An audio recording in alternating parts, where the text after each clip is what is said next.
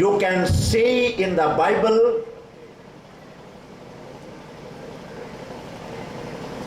the madness of God loving man. ಮನುಷ್ಯರನ್ನು ಪ್ರೀತಿಸುವಂಥ ಹುಚ್ಚು ತೋರಿಸಿದ್ದಾರೆ ದೇವರು ಇದರಲ್ಲಿ.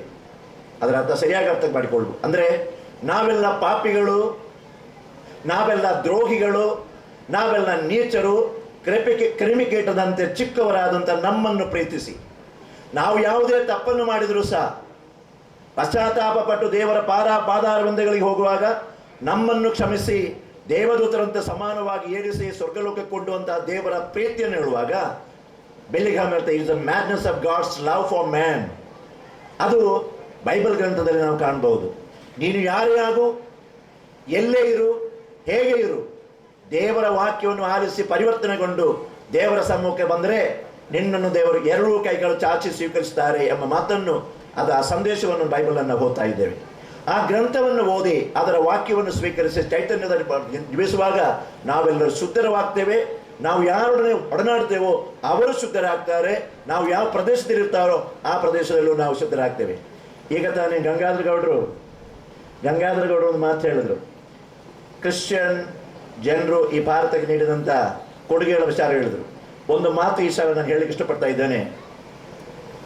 ಭಾರತ ದೇಶಕ್ಕೆ ಕ್ರೈಸ್ತ ಧರ್ಮ ಬಂದದ್ದು ಕ್ರಿಸ್ತ ಶಕ 52ರಲ್ಲಿ. 2000 ವರ್ಷಗಳ ಚರಿತ್ರೆ ಇದೆ. ಆ ಪಂಗಡಕ್ಕೆ ಸೇರಿದವರು ನಾವು. ಈ ಹಿಂದಿನ ಕಾಲದಲ್ಲಿ ಅಸ್ಪೃಶ್ಯತೆ ಇರುವ ಸಂದರ್ಭದಲ್ಲಿ ಜನರನ್ನು ಮುಟ್ಟಬಾರದು. ಆದರೆ ಏನಾದರೂ ವಸ್ತುಗಳನ್ನು ಮುಟ್ಟಿದರೆ, ಅಸ್ಪೃಶ್ಯ ಮನುಷ್ಯರು ಮುಟ್ಟಿದರೆ ಅದು ಅಶುದ್ಧವಾಗ್ತಿತ್ತು.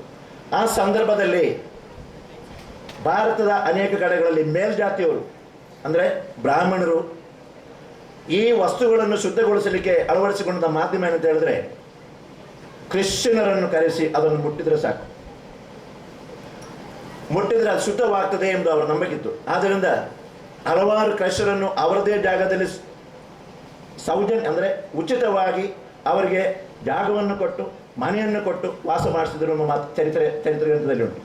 ಹಾಗಿರುವಾಗ ದೇವರ ವಾಕ್ಯವನ್ನು ಕೇಳಿ ಅದನ್ನು ಅನುಸರಿಸಿಕೊಂಡು ಜೀವಿಸುವಾಗ ಶುದ್ಧವಾದಂಥ ಜೀವನ ನಮಗೆ ದೊರಕ್ತದೆ. ಶುದ್ಧವಾದಂಥ ಜೀವನ. ಪಾಪ ಮಾಡಬಾರದು, ಪಾಪ ಕೃತ್ಯ ಮಾಡಬಾರದು ಮಾತ್ರ ಅಲ್ಲ, ಪಾಪದ ದೃಷ್ಟಿಯಿಂದ ಇತರರನ್ನು ನೋಡಬಾರದು. ನೀನು ಕದಿಯಬಾರದು ಮಾತ್ರವಲ್ಲ, ಇತರ ವಸ್ತುಗಳಿಗೆ ಆಸೆ ಪಡಬಾರದು. ನೀನು ವ್ಯಭಿಚಾರ ಮಾಡಬಾರದು ಮಾತ್ರವಲ್ಲ, ಇತರ ಅನ್ಯ ಸ್ತ್ರೀಗಳನ್ನು ಕಾಮಾಸಕ್ತಿಯಿಂದ ನೋಡಬಾರದು.